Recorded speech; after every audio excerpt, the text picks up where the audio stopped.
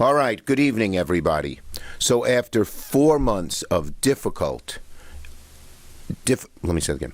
After 4 years of ladies and gentlemen, after 4 months of long, arduous, difficult negotiations, I am really proud and pleased to announce that Democrats and Republicans in the Senate have come to an agreement on the bipartisan supplemental bill tonight. This bill is vital to America's future interests. Ukraine would be run over by Putin if we don't get aid in this bill. Israel needs to defend itself against Hamas with the aid in this bill.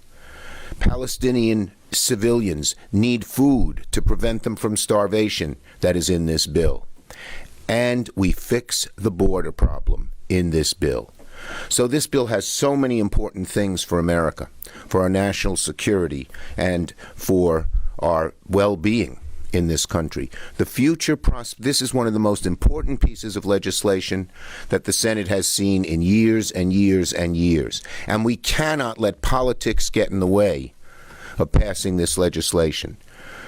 The senators have to drown out the noise of politics and politicians who tell them not to vote for this bill for political purposes.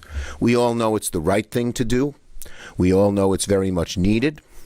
We all know that a lot of the future of America depends on this. We have many enemies attacking us.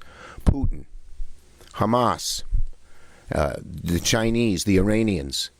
This bill says America will step up to the plate and defend itself. And that's why it is so important for it to pass. And we all know that the border is broken. This bill not only helps fix the problems at the border, but has money that can come to New York to help deal with our migrant crisis. So the bill's important in so many different ways. And we have no choice but to move forward. I am proud that after 4 months of negotiations, this has worked. I have to sneeze. Sorry. Oh, I got a cold. We'll just say God bless you and then it'll go away. God bless you. Pardon? Yeah, there you go. Perfect. Have I missed? You want me to say it all again? Just a bit of pop. There was a bit of couple. Yeah, stop touching it. Okay. I am proud. Leader McConnell and I, who disagree on many issues, have never worked so closely together on legislation as we did on this, because we both realized the gravity of the situation and how important passage of this legislation is. There were many times when people were ready to walk out. It was so difficult. But I said we have to go forward. We have to persist because this legislation is too important to the country. Let me go over each issue. Putin has invaded Ukraine. If he's not stopped, then he will be in Eastern Europe. And American resources and maybe even American lives will be at stake. The Ukrainians are running out of ammunition. They're brave. They're valiant. But without this help, Putin will win the war. Zelensky, the president of Ukraine, has said to us, if you don't get this aid, we will lose the war, and the West and the United States will pay the consequences. We all know that we desperately need aid to Palestinians who lack food in Gaza. This bill will get them that aid that they need while making sure that Hamas, a terrorist organization, is not able to get hold of these kinds of resources. We all know that the border is broken. We must fix it. Immigration is one of the toughest issues that Congress has ever faced, and yet we have come together on a bill. Now, if Democrats were writing this bill, it wouldn't be exactly the same, but this is what compromise is all about. This is how we have to come together in a bipartisan way to get things done, and we have. So this is a real test for the Congress, for the Senate, for America. Will we step up to the plate when every objective observer says this legislation is needed? Or will we let politics get in the way, people saying don't do it for political reasons, when the country so desperately needs the legislation? I think I've said the things I'm going to say, and I'm ready for your questions on this subject. Yes, Yankee fan.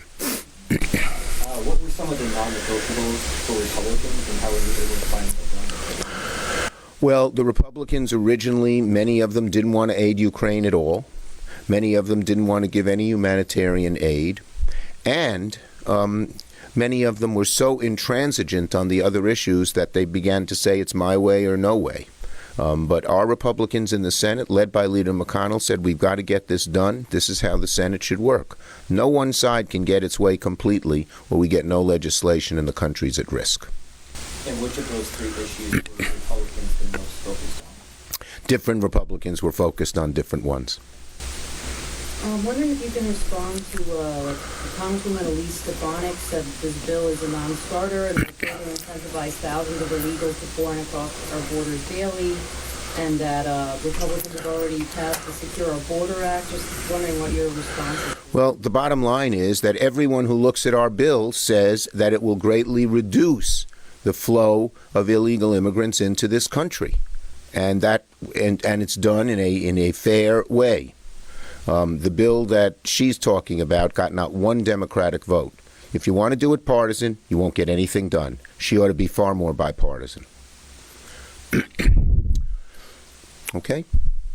Thank you, everybody. Just one more question, Frank. Yeah. What is your reaction to the attack on two police officers in Times Square by allegedly a group of migrants? I think that it was appalling, the attack, and they ought to be prosecuted to the full extent of the law. Okay? Thanks, everybody. Do you foresee any problems down the road? Oh, there are problems down the road on something as difficult as this. Congress has tried to deal with immigration for 30 years and been unsuccessful. This could be the first time we're really successful. So you're optimistic? I'm hopeful. You know, my father taught me if you're doing something important, persist and persist and persist, and God will reward you, you'll succeed. We're going to persist. Okay? Thank you, everybody.